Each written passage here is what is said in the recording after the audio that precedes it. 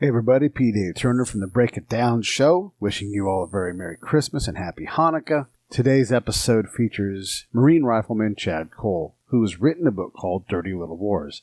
Here's the thing. So there was a gap in time between the conflicts that we've had now for almost 20 years where we weren't really sure what to do and where to go and how to do it. So we sent a bunch of service members over to Somalia and Mogadishu, and that went as well as that went. I guess we all know the story of Black Hawk Down and how challenging it is to deal with warlords. We also had the Rodney King riots, and this is something that was new to me that we found out in the show, was that Chad and his group of Marines were deployed internally in the U.S. with loaded magazines. This is the Marines deployed inside America. That is exceptionally rare, and trying to work in real time without real training on collaborating with the police in a combat zone. So the police are sort of elevated to this paramilitary force during the riots, and the Marines are sort of a detuned Marine unit because you can't just have Marines whacking people left and right. And yet, there they are, engaged in active combat with a lot of people in an uncertain area. Fascinating story. This is co-produced and co-hosted by my man, Pete Koch, hashtag #ThePete's, getting this story in. Chad and Pete, man, I just love this conversation. And I hope you guys all buy Chad's book. It's called Dirty Little Wars, and you can get it at his website at thedirtylittlewars.com, or just go to Amazon and take a look at his book. He's a hell of a dude, super awesome. He lives in Texas, and I just can't say enough positive things about this guy that I've met because he's just a wonderful guy. Hey, support the show. Here's what you can do. One, there are new shirts up on the Break It Down show. You can either get the standard traditional white logo shirt or also our Macedonian flag logo shirts, which I bought a bunch of yesterday. So that's a great way to support the show. Put a couple dollars in the pocket, and I'll take that, and I'll go on the road, and I'll find more people to talk to and bring back to you. Or you can share, or you can talk about the show to your friends, or you can say, hey, Pete, go get this expert on this topic. I want to be on this show. Or you can just say, hey, this would be fascinating. Try to get to this person. Or any kind of engagement, any kind of sharing of the show, any kind of participation with a little bit of money definitely goes a long way. We are working on some very big things, and I'm really excited, and I know you guys are going to be stoked about it. The Prison Chronicles is probably 65% of the way done. I'm already through episode 1 and just about done with episodes 2 and 3.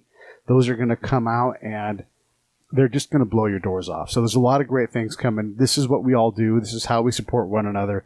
Thank you all so much. SaveTheBrave.org. It's the end of the year right now. And if it's not the end of the year when you listen to this, it's a good time to get started. Save the Brave. SaveTheBrave.org. You click on the donate tab, put a dollar amount in each month, and just say, bing, I'm doing something to help these guys out. You know that I'm passionate about this. Their logo was on everything that we do. I'm always talking about it. They're my go-to charity. Now that I've said all of that stuff, Merry Christmas, Happy Hanukkah. Here comes Chad Cole. Lions Rock Productions. This is Jay This Moore. is Greg Proops. This is Jordan Harbinger. This is Dexter from The Offspring. This is Nathan This is East. Sebastian Younger. This is Rick Marotta. This is Stuart Copeland. This is Mick Gillette. This is Andy Summers. Hey, this is Skunk Baxter. This is Gabby Reese. This is Rob Bell. Hey, this is John Leon Guerrero. Hey, and this is Pete A. Turner. Hi, this is Chad Cole, the author of The Dirty Little Wars, and you're listening to The Break It Down Show. And now, The Break It Down Show with John Leon Guerrero and Pete A. Turner. Yeah, it's Pete and Pete coming straight at you. And one of the things I love about doing this is that you get to access other people that people find interesting. In this case, Pete Koch said, "Hey, Pete, let's grab Chad Cole. He's a veteran. He's right up our alley. Of course, we love our Marines around here." And so it's awesome to have Pete on the show with me today, co-hosting. Pete, tell us a little bit about Chad. Well, Chad and I met through social media and developed a friendship there and got a little T-shirt business. We'll discuss that. I'm interested to sort of unpack, where he's going with that. And I'm always interested to talk about business and his hopes. And that's a topic that he and I have discussed over the past year. But in addition to that, or in front of that, I've come to learn as a military veteran, and we like to always remember to thank him for his service and all the good that he's done for our country. And here's a guy that resides in America's heartland, Waco, Texas. And I'm always, interested to learn the values and the ways sort of that people think as they go about their lives and their business. what really motivated me to reach out to Pete Turner and say, we've got to talk to Chad about this, is that he wrote a book. And I have so much admiration for anybody who writes a book, because writing anything, I'm starting to write a newsletter myself, and I go in fits and starts. And that writing process is very, very challenging. So I'd like to start there, Chad, tell us about your book, Dirty Little Wars. Great. Well, I thank you for having me on here, and this has been a neat journey already. I was telling the guy when I was on the last podcast I did, I figured out right away that the journey here, that has been the biggest reward. As soon as I published this book, I did it independently through Amazon. I started immediately meeting really awesome people that were reaching out to me for various reasons, being whether it was people that I served with or people who are interested in the book and that kind of thing. So this has been really neat all the way to this point. I just got to say, going on what you just now said, Pete, about you had just started a newsletter, you're interested in the writing process, for anyone who's written a book. And I can tell you as an advocate, not only for my own work, but to speak for or to motivate all potential writers, if you have the inkling or you've got a little bit of that passion on you to do this, I think it's important to do it, especially for guys like me who wrote a memoir, like in your case, Pete, things you remember from the NFL or whatever, all your time in Hollywood. I would recommend that, get started right away, just jotting things down, do it when you can. And at some point you have to make time, you have to kind of reprioritize time. But for the main reason, if for no other reason, and this is what I've said several times now since August when my book came out, is the fact that whether you believe me or not, you actually will you'll forget a lot of the things that you think you're never going to forget. Does that make sense? Yeah. And so Sure does. I've just got to say this. I started working on the Dirty Little Wars. It had a different title.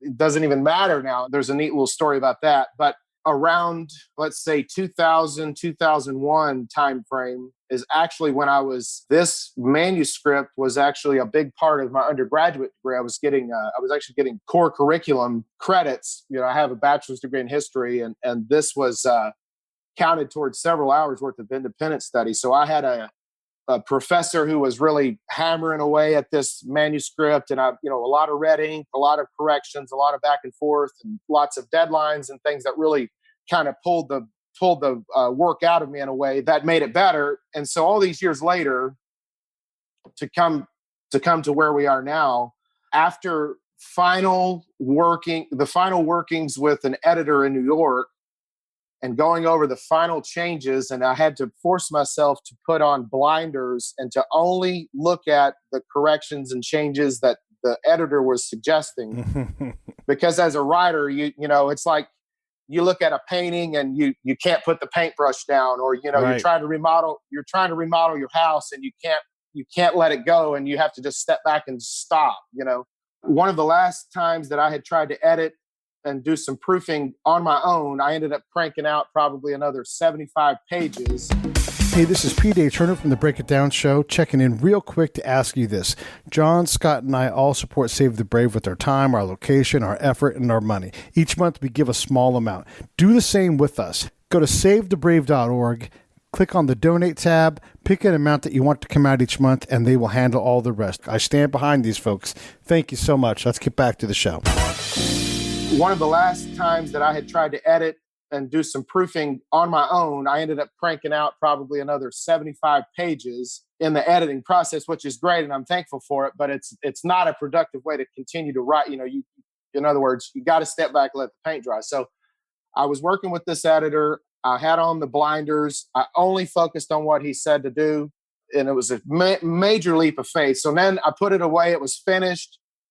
So I dusted off, so to speak, a couple of years later, and I self-published it on my own. And I literally had not read this book cover to cover until I had my own copy of the paperback in my hand, right? And so the reason I mentioned getting started on your own project, and I encourage everyone that you can do this, you just have to make it happen, but do it before the material goes cold or you forget, because there was a huge part of my book that I actually had forgotten about completely. So my book, it's a military memoir, so to speak. That's certainly the genre that it falls in, but it is not a typical linear narrative of my life story. That's not what the book is about. And so anyone that's already read it, if they're listening, they're nodding their heads because they understand this book is actually about storytelling, the importance of storytelling. And as far as it goes for the Marine Corps, what I describe as the Marine Corps myth, living up to the myth, even for Army veterans or really any veterans, the idea of living up to those who came before you. It's no different than, Pete gets drafted by the Raiders and he knows who the Raiders are and what that legacy of that franchise is. And he understands who Al Davis is. And, it's like, God, we've got to do what the 76 Raiders did. Or does that make sense? Yeah. So a big theme in my book is actually living up to those that came before us and the retelling of stories, the importance of these stories that we pass on. And so huge chunks of my book are actually about Desert Storm and the Vietnam War. Let me ask you a question here, because Chad, you said an interesting thing. And, as an Army guy, we don't love the Army like you guys love the Marines, right? So when I look at the Army guys that are a generation older than me, yeah, I respect their experience. I respect their rank, and the fact that they've been wherever and done whatever.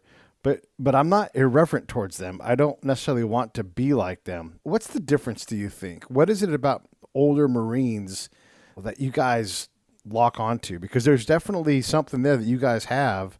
It's real. And I think I will take that as a compliment as a Marine. For starters, for those who've been through Marine Corps recruit training, 13 weeks of training, and first phase of training includes pretty intense learning and study of the Marine Corps history. So you are getting a real hands-on, and you're tested on this knowledge of, when the Marine Corps was founded and who founded the Marine Corps. And, the Marine Corps birthday is coming up November 10th. And, and Marines learn the history, and it is, take it further. It's not that we learn the history. It is ingrained in us that the history is important. Does that make sense?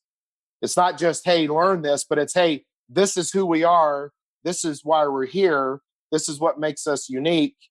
And this is our legacy. And so you're learning, the names and the battles and the dates and the places, and you're actually having to repeat these things on tests. And, you have to be able to demonstrate this knowledge, right? And so you learn that in the beginning. And then once you get out into the Marine Corps, and I described this, and you were in the Army, correct? Right. So you know the deal, like you were stationed, at whatever base you were stationed at. As soon as you had a little bit of money in your pocket on the, and you got turned to, and this is as early as when you're in your first or second school as a brand new private or whatever, you go to the base exchange, we call it the PX. You go to the PX, there's the magazine and book section there in the PX. And, you see all the soft cover, the paperbacks of Vietnam War, World War II, memoirs, and that sort of a thing. Am I ringing a bell here? Yeah, there's all that stuff for sure. What I was going to ask Pete, do you have the same vibe where the older NFL players, when you're there and you're a young guy, yeah, they're established and everything, but are they bigger than that for you guys? I think it varies. That's a good question. I remember when I very first got into the league, I can sort of compare and contrast two guys that were both on that team. I'm thinking about the Bengals. I was drafted by the Bengals. We had a couple guys that were both in their 9th or 10th year. And one of them conducted himself in such a way that, he really looked down and spoke down to the younger players. And another guy who had been on a team equally as long, a more decorated player, treated everybody just, equally. It really stood out in my mind. Needless to say that behavior is counterproductive to a team game. The guy that looked down on the players, he was not a well-liked human being. Then the other guy that just sort of treated everybody on the same plane, regardless of your experience, he was beloved. Interesting. It's an interesting question, but how somebody, it's a culture, right? I know that the Army, it's like everyone thinks, sort of there's this notion that they think of the Marines, as a non-military person, right? So you think of the Marines as a smaller group of soldiers, and it's a bit more elite. And then the Army is by sheer volume, by sheer mass, of how many troops they have, they tend to dominate, situations. At the end of the day, it's that volume of people that makes them so powerful and great. So, but within that culture, but then again, there's slightly different cultures. Because I have so many friends in military, even Air Force and certainly Navy, it is interesting to speak with them about the cultures, the differences in the cultures. And having played myself for 3 different NFL teams, I could tell you that the football's the same, the field's the same, the equipment's the same, every place you go. But the culture there is quite different.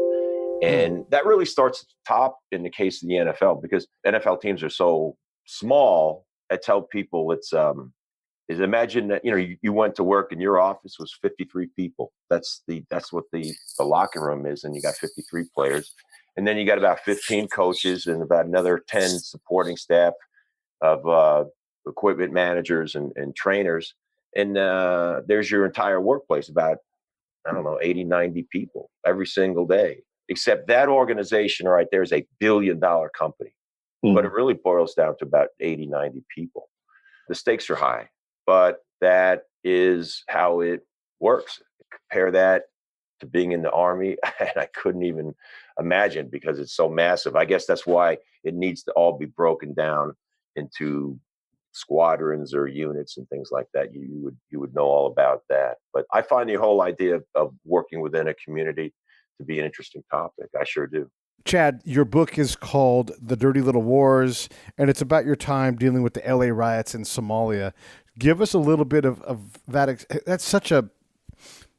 They're not even modern fights, but they are, because, they happened. But how does, when you deploy internally inside the United States, it's because there's a crisis.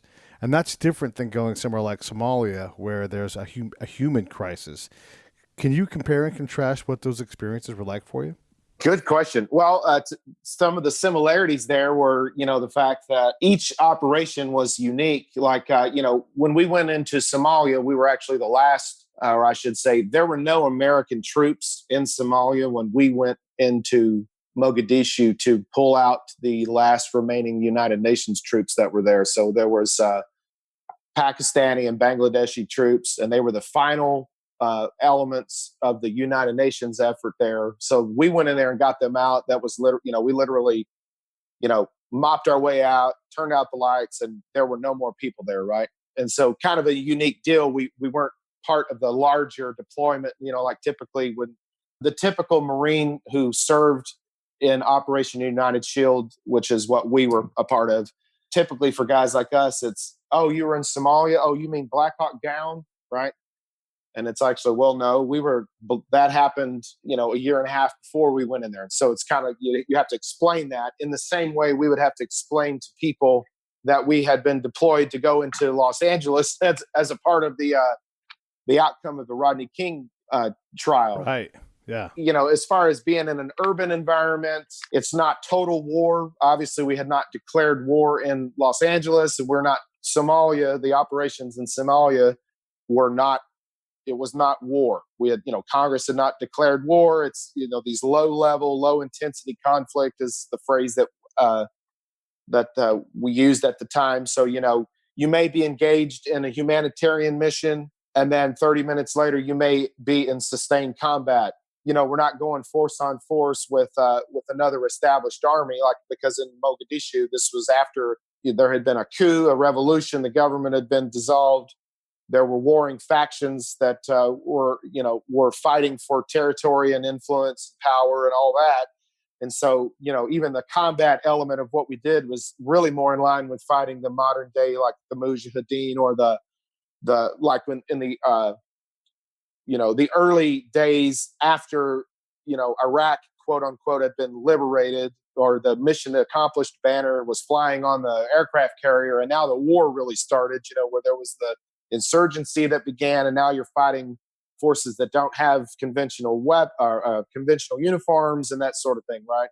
So definitely, the non-conventional experience is what makes the LA riot and then the Somalia deployment sort of a common deal, right? I think I had just turned 20 years old. I got to my unit, 3rd Battalion, 1st Marines, in the beginning of March. I think it was March of 1992, and then by May of 92. So this is just 2 months in. We had been on Air Contingency Battalion. I'm sure you remember doing those sorts of things where you'd be on air alert, So we were just taking our turn on air alert, where we would, we had all our gear packed, and we're doing gear inspections 4 and 5 times a day. We'd pull all our gear out and lay it out, and it'd be inspected, and you'd pack it back in your packs and just stage it away, just playing games and things that make most infantry, pissed off and frustrated, Yeah. And we literally had come to the end of our tenure there on the ACB, Air Contingency Battalion. It was a Thursday, and some of the guys, would be watching TV every night in the little lounge as that trial was winding down, and it looked like they were going to come out with a verdict for all those cops. They had beaten up Rodney King. Y'all know the deal.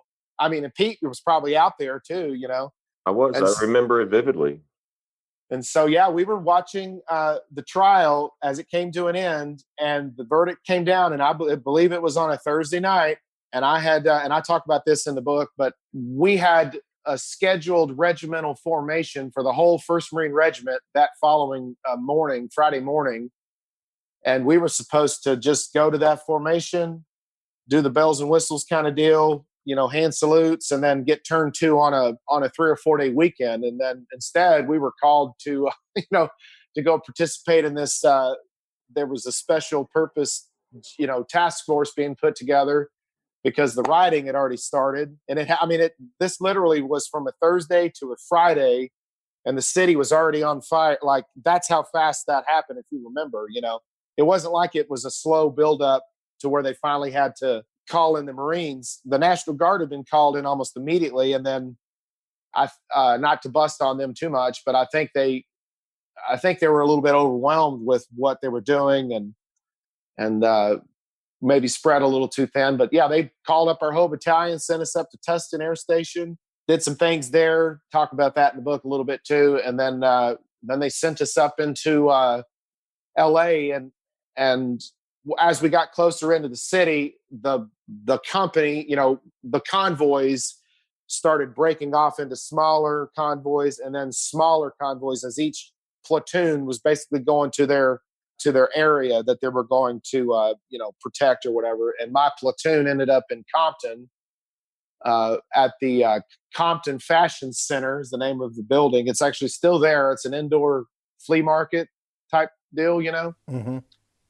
And it's crazy how the internet works. 20 something years later, I've actually Googled the place and looked at it on the map. And when you're looking at an aerial map, you're like, wow, that kind of looks like the same area, I guess. But we got up there, everything around it was burned to the ground. It was a pretty eye-opening experience because, like you said, we're not at war, or what are we here for? We're deployed in the United States. There was quite a bit of back and forth about what weapons to use and how much ammunition to have, and Do you remember what your that rules kind of of deal. engagement were in LA? Yeah.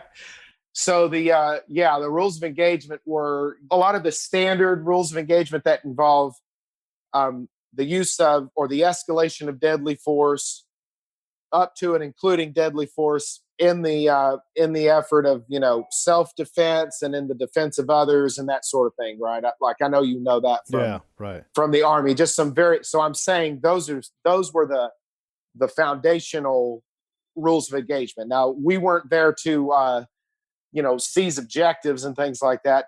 There's a story that floats around, and it's a true story, but it's crazy how these true stories kind of trickle down through the years. But as far as rules of engagement go, there was an element from our battalion that is the way I remember it. They were actually at a checkpoint guarding, an area that had a kind of a checkpoint, maybe even some sandbags or whatever, or they're standing around a wall, some sort of way where Marines and soldiers are going to always try to take cover of some kind, right? Right. And apparently there were, I think LAPD was in pursuit of some criminals of some kind, and they passed by the Marines' position as these suspects fled into a house. And as the police passed by the Marine positions, they yelled to the Marines, "Cover us!" And now, if you you say that to the wrong people, cover means something completely different. Yeah. In the Marine Corps or in an infantry unit. Tell us what cover me means in the Marine Corps. Yeah. Well, what it meant on that particular moment was that those 3 or 4 Marines immediately opened fire on this building and laid down suppressive covering fire so that these police could move, up onto the objective or whatever it was, cover fire, right? Yeah. And so we hear this. Now, keep in mind, give me the slight disclaimer, even as a Marine who was there, I did not see this happen with my own eyes. I did not hear the rounds go off. This is just the word that we got, like, holy shit. Some of these guys, and I think it was Kilo, Marines from Kilo Company 3-1, that had, lit up this house. And I think it worked because we had heard that the suspects, very quickly threw down their arms and they came out hands up and the police arrested them. And, and from that moment on, I think the police and the Marines had to work out the language they would use, but the place where we were, we had LA County sheriffs, the LAPD, and several of the other law enforcement agencies. It seemed like they would either come through our positions. I don't know if it almost felt like they were coming to see us and we were animals in a zoo exhibit, because it's like word was getting out that the Marines had been called into LA, what the fuck are the Marines doing here? And so all these people were coming to see us, and then they'd hang around and rub elbows, and then they'd leave in their squad car and in more car. We're like, what are we doing here? Should we be charging admission for this? But yeah, we were there in Compton for 10 days, and then everything had calmed down and they pulled us back to Tustin. And then from there, we ended up back at Camp Pendleton. It's funny. I live right by Tustin Air Station, or, what it is now. Oh, yeah. I've deployed, and I know that if you throw rounds downrange, at least in the Army, they're going to want to know how many rounds you fired. Have to account for every single thing. So for someone to say to you guys, cover me, and you guys do, not obviously you specifically, but it's a significant bet. Like, you're betting your career at this point. Oh, yeah. I want people to understand, like, what a big risk that is. You're doing what you're told, but that guy isn't your boss either. That's pretty significant. Well, and I mean, even in, we talk about the comparing and contrasting here, but like even in the combat we got into in Mogadishu, there was a very high level of, stress and almost paralysis by analysis, worrying about whether or not we should engage targets or, even in the heat of the moment there, and I talk about this in the book a little bit, but everyone was not on the same page as to whether we should be killing these people who were shooting at us or not. Just put it that way. As we were under direct heavy machine gun fire, there was a debate going on within the company, I will say, as to whether we were, even effectively, whether we should have engaged or, understand? I know you get that. So it's, do you call in the fighter plane or not? Or do you, not that we were doing that, but in every major, engagement, there's always the use of force, and then this idea of using the appropriate amount of force, right?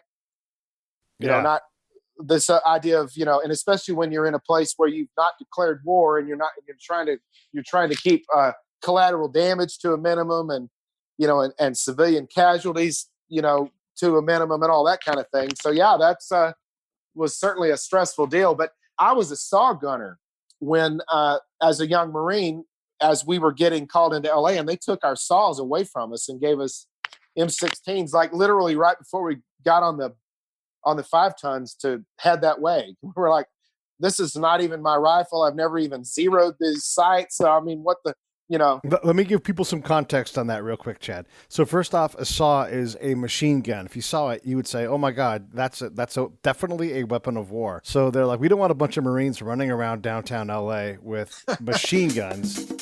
Hey, this is Pete A. Turner from Lions Rock Productions. We create podcasts around here. And if you, your brand, or your company want to figure out how to do a podcast, just talk to me. I'll give you the advice on the right gear, the best plan, and show you how to take a podcast that makes sense for you, that's sustainable, that's scalable, and fun. Hit me up at pete@breakitdownshow.com. Let me help. I want to hear about it.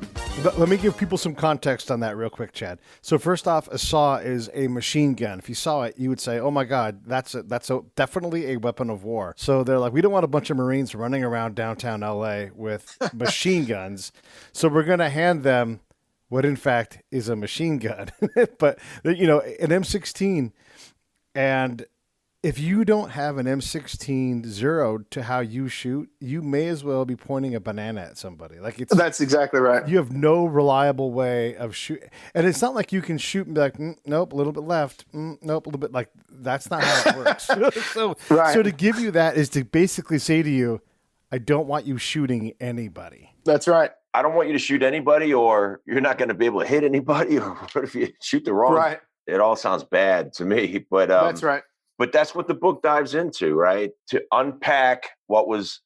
I was right here. It was so crazy during that time. When the verdict was released, the Rodney King riots, the whole city was buzzing all the time during these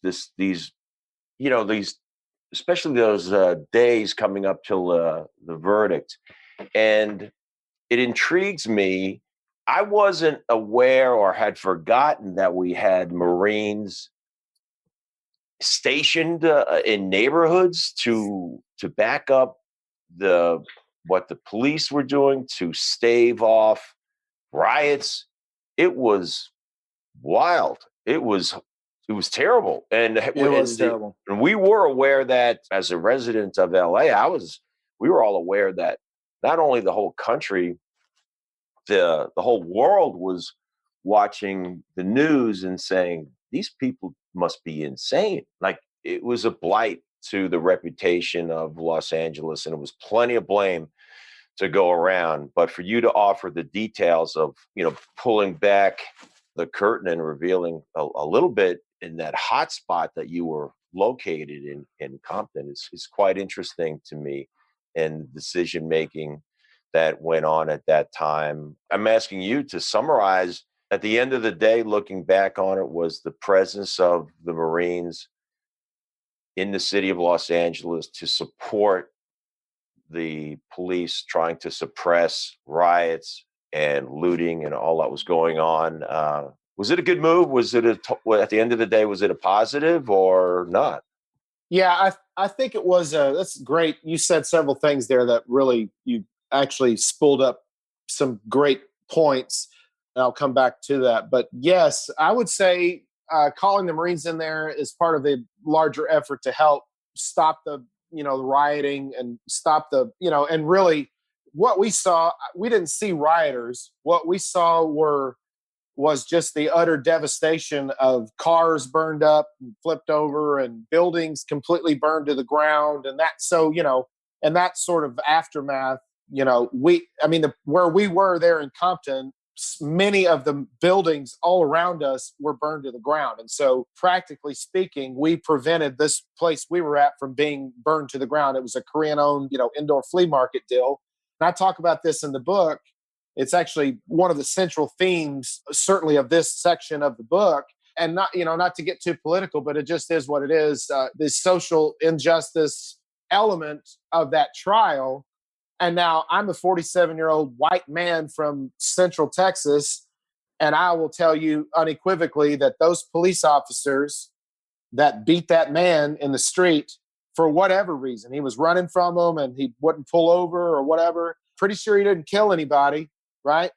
No. Yep. I'm pretty sure he wasn't fleeing from a mass murder scene. They beat the shit out of that man in a way that, and if that man that was filming that, we talk about now how, it was a precursor to this modern age where everybody's got a camera, everybody's got a cell phone, and, police are wearing body cameras and all this kind of stuff. But that event being caught on videotape like it was, where they were pummeling him with those fucking sticks, you know? And I'm saying that as someone military trained, paramilitary mindset, you know, want some law and order and some structure and all that kind of thing. Those police officers that did that should have been convicted and should have gone to jail. That's me. I talking. agree. Yeah, I agree. Every single one of them. They had him on the ground, put the handcuffs on him, and get him in the car and get him out of there. But that's not what they did. Okay, so, and we know that because of that trial, you know, the typical profile of these police officers is a guy like me, and this man that gets beat is a black man. And so it turns into, rightfully so, to a degree, it turns into a racial thing. But for me as a libertarian, someone with a kind of a libertarian mindset, I want a small government. I don't like necessarily having these militarized police, but that's where my mind is in that, right? This idea of law and order beating the shit out of citizens and then not being held accountable. And so all of these, let's just call it a debate. This was a very, like you said, Pete, it was being talked about. It was in the air. It was an electric thing. Everyone was following the trial. Court TV, I think, was a new thing at the time, right? This idea of having 24-hour news coverage. And so you're exactly right. I mean, I was really feeling what you said, because, see, we were doing what we were doing. We were training and doing what we were doing in the lead up to the riot. We weren't necessarily paying attention because we didn't watch TV all day, or we weren't as engaged with what was going on in Los Angeles during the trial until the last couple of days before the verdict. Then the buzz started about, man, this might go south. Okay, and so with all these things in mind, in a platoon of humans they all bring their own experiences and their biases and prejudices and stereotypes into the situation. You know, we've got a platoon of young men who are made up of white guys, black guys, Hispanic guys. Does that make sense? Absolutely. And so everybody had their own take on justice and injustice and what the fuck we were doing there. And so there was a scab that was picked at in my platoon, and really I think the whole battalion. There was some underlying racial tension that very quickly came to the surface and had to get dealt with. Yeah. Does that make sense? Oh, that makes perfect sense. And so I describe it in the book as, you know, we went up there and we got the riot all over us, and then we had to take it back to Camp Pendleton with us, right? Yeah. Everybody else got to go about their business. We went up there and I describe it like we were mops. We got taken up there like mops, and we had to mop up all this bullshit, all this injustice and all this racial tension and all this stuff, all this misunderstanding. And then we get shipped back to Camp Pendleton, and we just have to deal with it, right? Right. Yeah. And so the riot went with us for several months after that. And I really kind of go into that, you know, a stream of consciousness, you know, really my own observations, and then laying out some anecdotal things that happened, and, you know, and really just a storytelling way of how we dealt with the riot after the riot. And as we were dealing with the riot, this was when the United States then begins to stick their, the old saying of the road to destruction is paved with good intentions. Right. We're high on ourselves as a military power. This is right on the heels of Operation Desert Storm. You know, this 100-hour ground war, lightning war, where we pushed the Iraqi forces very decisively out of Kuwait, and we bombed the shit out of them. And were you a Desert Storm vet? No, I was after. I was 94. Okay, I didn't know how old you were, and so my experience personally in the Marine Corps was I was at boot camp when the air war started. You know, I was there during the buildup of this, and we were being told 3 out of 5 of you are going to go over there, and you're not coming home. The Iraqis had used chemical weapons on the Iranians. They had been in a war there on their border for 10 years. They had slugged it out. They were supposedly equipped with basically one of the largest armies in the world, one of the most effective artillery armies, right, of artillery in the world. And so for me, being at boot camp during the air war started within, I had maybe 3 weeks left in boot camp. So you're walking tall, you're already basically 1 foot out the door. You understand how to march and say the right things at boot camp, right? I get to the School of Infantry when the ground war starts and it ends 4 days later, then I get propelled to the, now I check into the units, and all those younger, all those Marines that are really not much older than me had just returned from that epic deployment. And I'm thinking in my head, holy shit, I've already missed this great opportunity, this great adventure. I've already missed it. Surely nothing like this is going to happen, right? And all those guys that had been in Desert Storm, this is where I'm going with this. Those young men were already highly cynical. They were ready to clock out. They had, as we used to say, they already had one pack strap undone, right? Because of the way Desert Storm went down. So these guys are not impressed in the least bit with what's going on in the LA riot. We're still dealing with the riot in Okinawa, Japan by the spring of 92 or so, or 93. And this is when Bush sends in Marines and then Army and then United Nations into Somalia. That's where I was going with this. We were, as a nation, we were really high on ourselves. Look at what we can accomplish. We can use our military to do, nation building or peacekeeping or humanitarian missions and this sort of thing. And, you think you got your head and heart in the right place.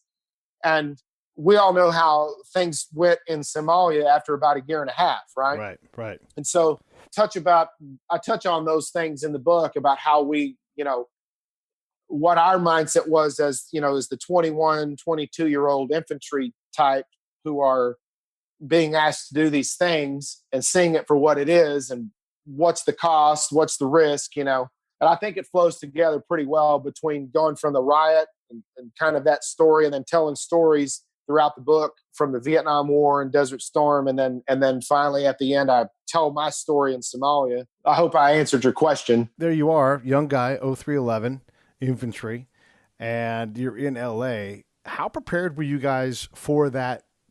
That's a complex non-fight fight where, you're trying to keep the place from burning down. You're trying to protect life. But life everywhere around you is in distress, and you can't just start shooting people. So, and then I can't imagine you guys had done much training on partnering with local U.S., police forces. So, how easily could that have gone bad? And were you in any way prepared for that fight? Okay, so as far as being prepared for that, I think, I think we were highly prepared for the basics of the deployment, which would be, and you had some experience with this in the Army, I'm sure, but just this very basic fundamental of Marines standing a post, right, walking a post left and right, keeping an area secure, staying alert to what's going on around you, right, and then and because we would have 4 hours on a post, 4 hours on a react post in case something went wrong, and then you'd have 4 hours of sleep. This is very universal. Whether we're back at Camp Pendleton, there's always Marines on fire watch or duty non-commissioned officers who are walking the camp. And you understand what I'm talking about, right? Just this basic sense of guarding government property, so to speak. So as far as being prepared to walk posts and things like that, sure, we were more than prepared for that. Mm-hmm. What we weren't prepared for really was, it was almost like the optics of it, or to just use this phrase for the lack of a better phrase in the moment, but just this idea of the emotional impact or, the incongruent nature of what we were doing. It's like, we're standing here, I'm on the corner of this street and this street. I've got an M16 loaded. I've got a bayonet fixed on the end of the rifle. And there's some small kids across the street playing in the yard, trying to carry on with their life like nothing's happened, you know? And we're here in Los Angeles. We're not overseas somewhere, I mean, I'm thankful we didn't have to shoot anything or anybody or do anything like that, that at our worst and on our most naive day, we may think that that's what we want to do, right?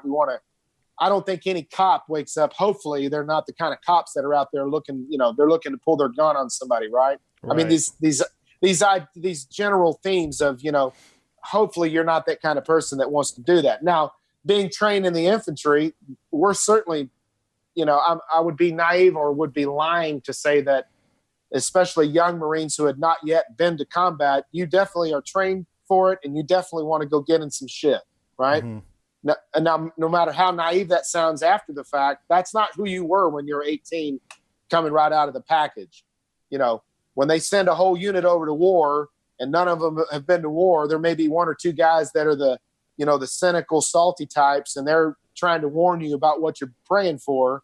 But the majority of the guys, they want to go get in some shit. They want to prove themselves to themselves and to others. Right. Right. And to say anything other than that is just dishonest. Right. It really is. So, yeah, I think we were prepared for that deployment as far as some of the very basics of how to guard a post and, how to walk a post, stay alert and be awake and all that kind of thing. There were a lot of mistakes made on the logistical front that actually were being made at the command level. I don't even remember his name, Pete, but our battalion commander was actually relieved immediately when we got back to Camp Pendleton for mismanagement and, things that they were doing wrong kind of at the command level, So, but I think the grunts on the ground, they knew what they were doing. We did the job. A lot of the combat vets there were unimpressed. They were unintimidated by the gangbangers that would drive by and show us AK-47s out the windows, and they'd throw 7.62 rounds out at us on the sidewalk, and we're going to come kill a fucking Marine tonight and all this kind of stuff. We were definitely ready if something was to happen, but thankfully it never did. Yeah. Yeah. Now I just was gonna kind of just pull that together and remind everybody that they can read more. And I've enjoyed this discussion, but it's all about the book Dirty Little War. That sounds like a lot of people that are interested in a number of topics. That this really iconic moment in the history of Los Angeles, the history of our country, and also the interaction of how the military was involved, and that's just part of the book. So I just want to remind people about Dirty Little War. And by the way, how do folks find that book? Okay, so the dirtylittlewars.com, I went ahead and secured that domain so that I could work with it in the future. But the Dirty Little Wars is available on Amazon in paperback and for Kindle, and it's also available for the Kindle smartphone app, which was new to me. Neat little feature. I was actually reading my book on the Kindle before my paperback copy came, and then once I had the paperback in my hand, that's when I was able to start like page one and read the whole book myself. And like I said earlier, there were big sections in the book that I had completely forgotten about. If they had not been in there, I would have forgotten some key details in some of the stories in there. Just for the audience and for you guys, this is awesome to get to do this. And I said this on the last podcast I was on as a guest, but this book is not really about me.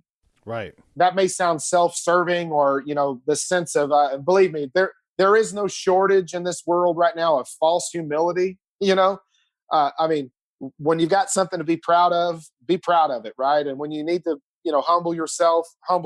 But, the sense of trying to sit back and say it's not about me when it really is. But I'm telling you guys, when you read my book, and we're coming up on Veterans Day and, the holidays are around the corner. The book really is about a lot of other people and about the sense of telling stories and how these stories are important to, were important to me personally, but they were important to the Marine Corps. Okay. And without giving it away, I have to think and talk like an author now. And so I can't give it away, so to speak, because, I do want people to buy the book. I want them to read the book. I want it to be enjoyable.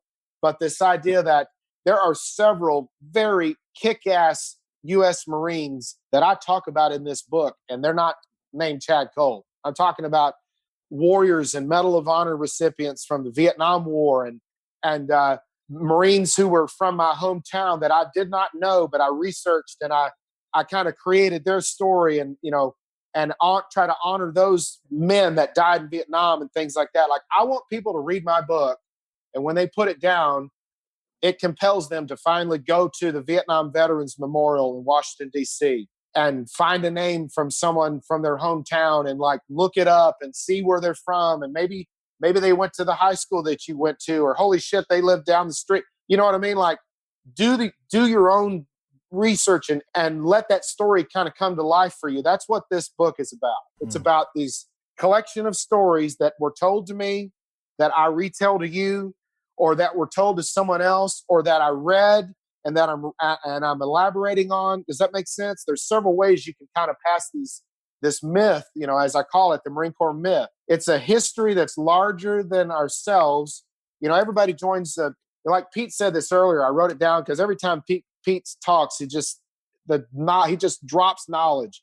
But he was talking about the team and the veterans on the team, and the one guy was kind of an asshole, and the guy that was more had more skins was more approachable, and he was a better leader. But this idea of being on a team where you put yourself beneath the needs and efforts and goals of the team. I played high school football, and I'm only saying this because it's in the book, but a very large part of the book is about my young days reflecting on high school football, what we learned in football, shortcomings and miscomings. And I actually got to be a part of a team that went undefeated. We lost in the playoffs down the road. Very kind of a heartbreaking, storybook kind of a loss. We had several players that actually went on to play in college and things like that. But this idea of being a part of a team and sacrificing yourself for the good of the team, and those lessons we learned in football, they certainly translated very easily into the Marine Corps, right? And so this idea of giving 110%, if I learned anything in football, I'm still learning those lessons. My head coach passed away several years ago. I haven't seen him since high school, but those lessons still, they just are still right there, right when I need them in my head, telling me how to respond to something or how I'm supposed to handle this moment in adversity, right? I know Pete gets what I'm saying, and I'm just an average guy that played high school football, right? But those lessons that we learn, and then we move forward into I move forward into the Marine Corps, and I'm meeting all these people, and I want to be like, you know what? I'm going to do what I can do to be the star of this team in a way of where everyone can depend on me, or everyone can look to me to make the big plays. That makes sense? Not in a aggrandizing way, but in the way of, all the Marines around me can depend on me the way that our team depended on key people that made the things happen, right when the chips were down and that kind of deal. It's a collection of stories about living up to the myth before us. And it's a universal thing too about men. It's, I speak from the perspective of a Marine, but I think there's a lot of other things in there too that the outsider can appreciate, at least to go, wow. If for no other reason, it sometimes there's some places in the book where I'm just very unplugged, and it can also give a non-veteran a couple of things that they may need to hear about how to approach a veteran, or what a veteran may be thinking, or a combat veteran, what we may think of your perspective on us. Or does that make sense? Sure. Like, for sure. In the same way that Pete would, probably have some choice words for sports media who say things that they say, right? And they're not in the NFL, that same kind of a thing. So, but yeah, the dirtylittlewars.com, the Dirty Little Wars is right there on Amazon. And I've been having fun with it so far. And I hope I'm, resonating to a degree. And if I say anything that sticks with people, it's the fact that my story is in this book, but this book is not about me. This book is about really all of us. So that's why I'm proud of it, frankly. Well, we're proud of you, and I appreciate you coming on, and I appreciate Pete for setting this up, because it's always fun to record, and I get to see Pete again later this week, so that'll be awesome. Awesome. Just from my end of things, man, I appreciate you telling that story, because I just don't know enough about those two conflicts that you had to go through. And even though the book is not about you, it is about those moments in time. And the more I hear about the King riots, I was in California, but I was in the northern part, and I drove a Jeep, and I was worried that I would get yanked out of my Jeep and beaten to death, I was in the Bay. So it was a crazy time, and to know that there are Marines out there makes it even crazier, because gosh, what's a Marine doing deployed to L.A.? It's a fantastic tale. Yeah. I tell the story of how we got up there. I had it's a pretty colorful story. And, I always say the 3rd Battalion, 1st Marines, they still owe us a 4-day weekend that they took away from us that week. They never did give us that 96-hour liberty. I want my pass. Yeah. Exactly.